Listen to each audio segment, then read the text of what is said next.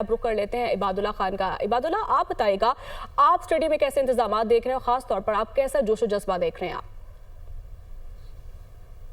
देखिए, champions trophy का आगाज़ होने से पहले ही शायकीन को सिर्फ इसका इंतज़ार था कि पाकिस्तान और न्यूजीलैंड का मैच कब होगा। तो सुबह से ही यहाँ पर हमने शायकीन को देखा कि यहाँ पर नेशनल स्टेडियम के अंदर के लिए बेताब नज़र आए थे।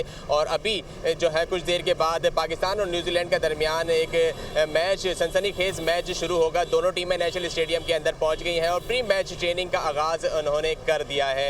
अब से कुछ देर के बाद यहाँ पर एक तकरीब का इनेकाद भी होगा, जो चैंपियंस ट्रॉफी की जो तकरीब है, और उसके अंदर मेहमान खुसूसी सदर मुमलिकत आसिफ अली जरदारी होंगे। दूसरी जानिब पाकिस्तान टीम ने भी भरपूर प्रैक्टिस की है, क्योंकि ट्राई नेशन सीरीज़ से पाकिस्तान की टीम कराची के अंदर डेरे डाली हुई है और रोज़ाना की बुनियाद के ऊपर प्रैक्टिस कर रही है।